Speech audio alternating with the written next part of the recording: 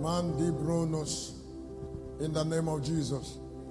Can you take Kennedy to announce the strength of the deceiver? Let me share it before I sing song. Let's not do it in prayer. Can you tell him, Kennedy, can you hear me? Yes. Just announce the strength of the deceiver. Before, while he is doing it, I brought a seed of appreciation to him who is lofty, who is great, who maketh no choices. You know, for the opportunity of life, for so many things he did for me that I can't just talk about now. You know, so many things he did for me, you know, I can't just talk about now. You know, because time, you know, I can't talk about it now. You know, it's just like somebody who is in the compound and is not busy. He's waiting for me to come into this place. It's a poverty of mind. You know, in Africa, we don't look at value from human beings. We approach value from things. Pastor Davidson, come in front now. I said we approach. No, yes. No, we don't look at human beings. If somebody said something is happening, what is happening? Are you not part of it? This is something you took time to get ready for, and then you. When I was trying to come out, I look at the camera. There are some people who are in prayer room and still in prayer room, and they have been there since morning, and they know they will come here, and they want money. They are not fine.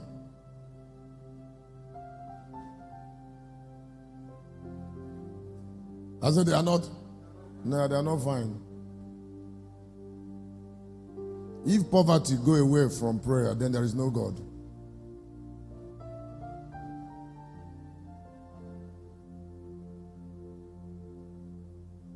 You want to give somebody who is not fine, mentally fine, money.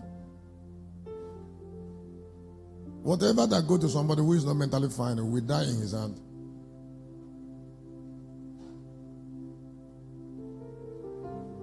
So the help does not start from things, it starts from the life.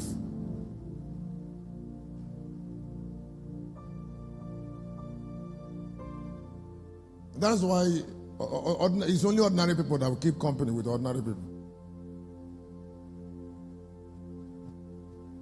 If you're a lion, do you associate with a pig?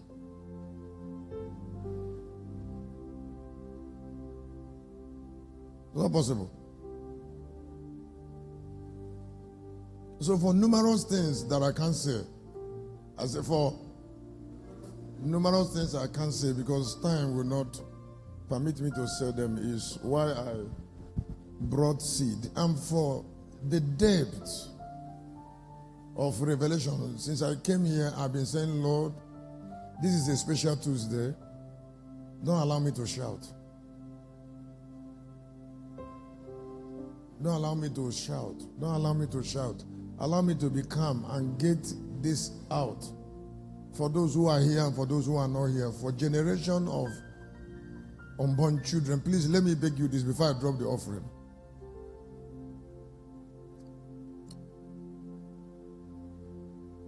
Don't trifle with knowledge you paid so much to have access to.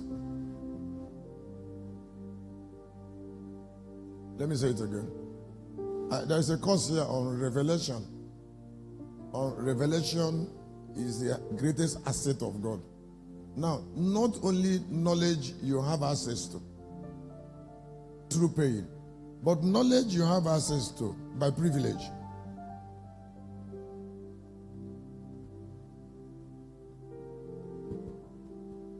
Let me say again, I said knowledge you have access to by privilege. Now, don't joke with knowledge you have access to by privilege. Maybe there is a way you are, and because of that way you are, God revealed this thing to you, or because you have suffered so much. Now, so I appreciate God for those revelations. I would like you to look at this. Now, let me say this before I now go into sharing. Don't buy into an idea. Don't buy into any idea that cannot take you to where you're going to because you want to show mercy to somebody or you want to keep a friend.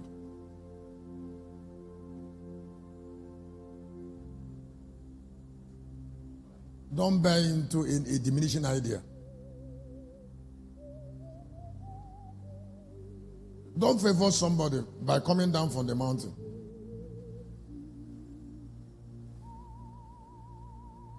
Don't be popular with it.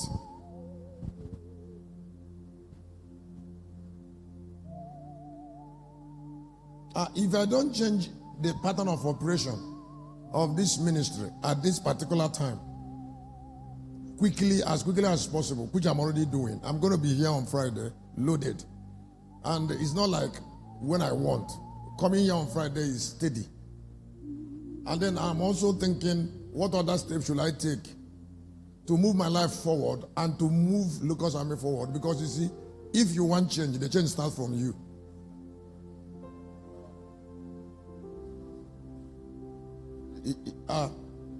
If you want change, if the way you are thinking when you are 20 is still how you are thinking when you are 30, then you have a problem.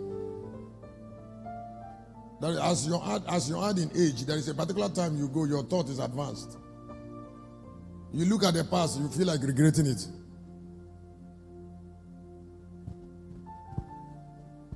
You look at when you were 25, you feel like regretting what you were doing.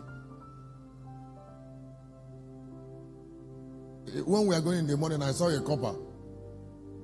I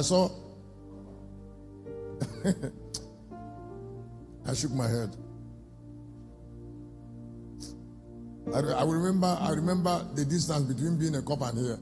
I shook my head.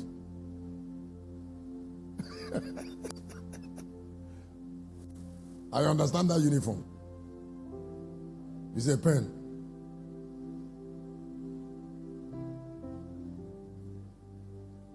I say I understand. No, I understand that uniform. That anyways, I understand it. And when you say you are undergraduate, I understand your pen.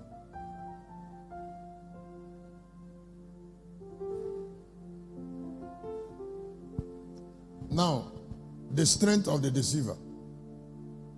The deceiver has enormous strength in hiding things. Satan manifests a lot of energy through ignorance.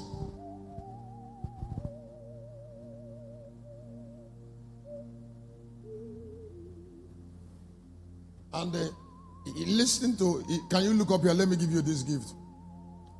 The strength of God, the arm of God is mocked in the midst of ignorant people.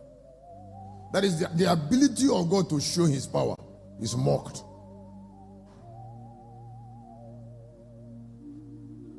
The ability of God to do miracle is laughed at in the midst of darkness. Nothing makes God helpless in the midst of men like abundance of darkness. Excuse me. The presence of darkness is a sign that God is not around.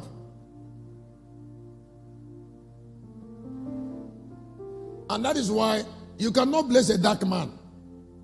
You can't bless a dark man. The first blessing you give to a dark woman, or a dark man is to take away darkness from that person and not preying on a dark heart. Some of us who are hearing me, you have not stayed long enough on earth. If you have stayed long enough on it, you will not pay attention to life the way I've done. My book is 448. If you are, you might not be a eunuch.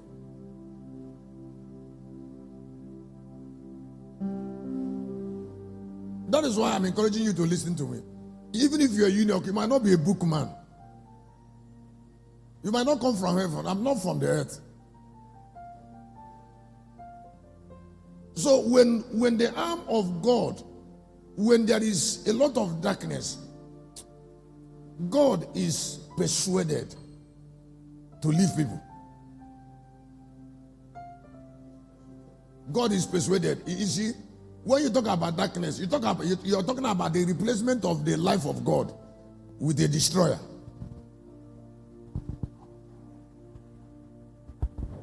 Satan doesn't only deceive. He uses the door of deception to kill you. There are people that get embarrassed when a particular problem shows on in their life. It's not problem that show in their life, because every problem came to go to men through doors, they open.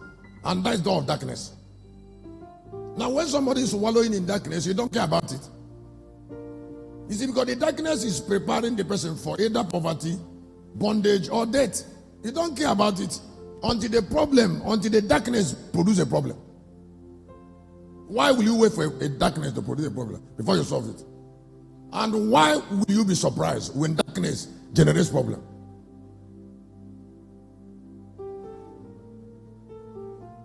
Is it possible for darkness not to generate problem? Is it possible for darkness not to generate affliction? It's just like you're looking at me and we are talking about the coming of Jesus. And somebody say, this heaven will open.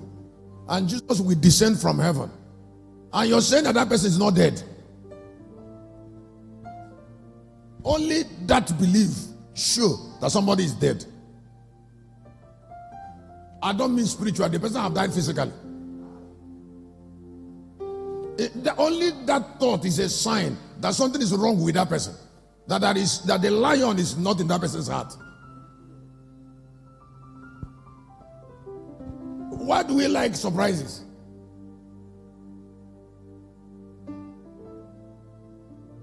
You saw a life, you saw why you're looking at a life, you know why this person is poor. And you want to remove poverty when you have not removed why he's poor. Somebody died and people are crying. Some people are knocking their head on the ground. They are idiots. The person that you're knocking his head on the ground, did he not get ready for death? Why, when he was getting ready for death, why didn't you knock your head on the ground?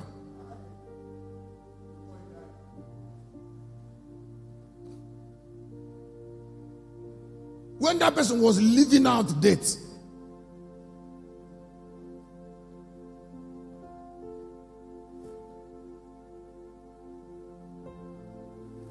or because we misunderstand faith, and we look at Galilee of the nations in 9:12 of the book of Isaiah. The Bible says affliction came inevitably because these people were shrouded in darkness. And then in verse 2, the darkness introduced death. How many times it hurts God when people don't understand satanic operations?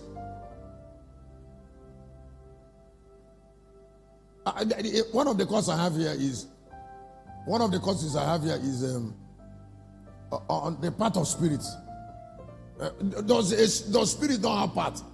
And does not destiny command company? Does destiny not command company?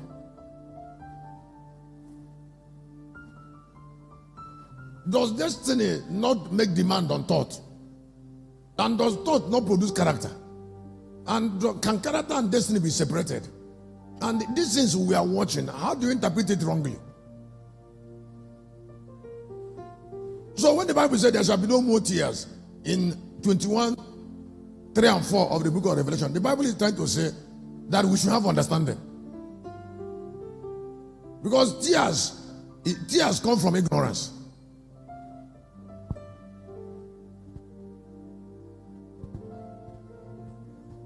That is why God doesn't cry. Have you not heard it? There is no place in the Bible God cried.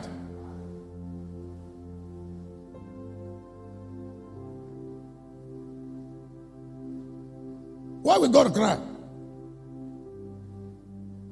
Excuse me, if I know that somebody will die and that person died, why will I cry? Have I not gotten myself ready for the day the person will die? One of my pastors told me something that touched me one day. He said one day he saw the way his sister was living. He said he called her. I said, I called you. He was telling me. He said, he said, I called you to cry for you now.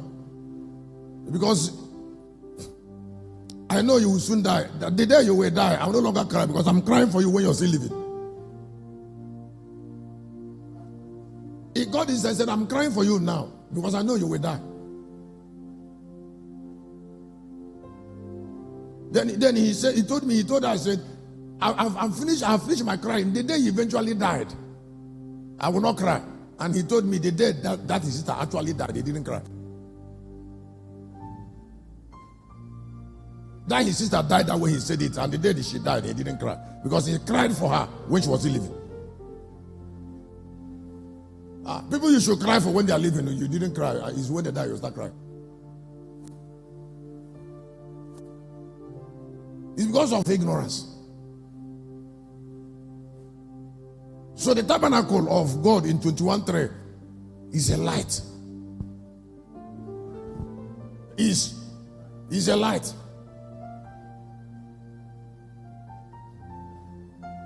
I want to say to somebody who is hearing me that peace is a gift meant for those who have eyes to see and men of knowledge. Because worry is a sign that you are blind.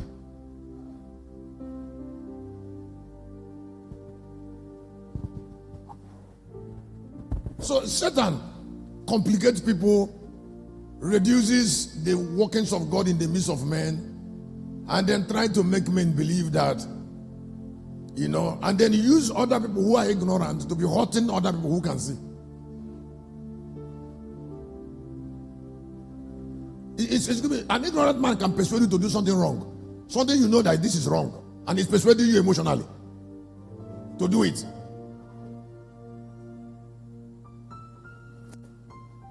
It can be your father, it can be your mother. He just persuades you, just bring emotion into something you know you don't have anything to do with. And because maybe you want to feel something, you know that the thing is, that place is pointing to is a place of death because of learning, and yet you still bow down to it. Why? You're mocking all the price you are paid to know.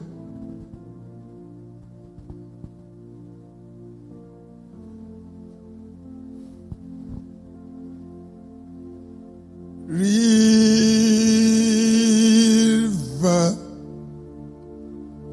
oh river of love, river, oh river of love, fill my eyes, oh river.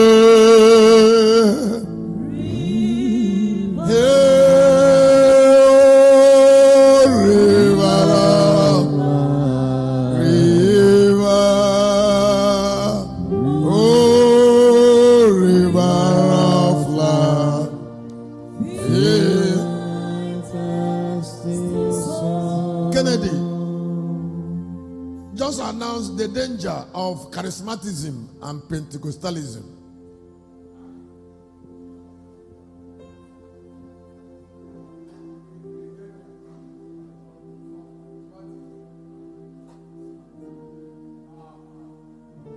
Don't joke with me.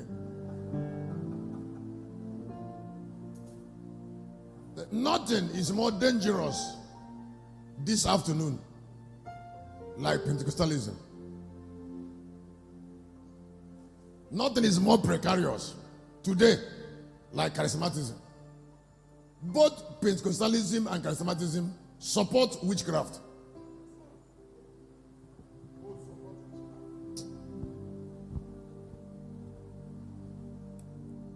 A pastor who is charismatic and a pastor, a Pentecostal pastor, they are all part of activities of witchcraft. Undeniably. Excuse me, if you build your life on speaking in tongue, then you will not be separated from witchcraft.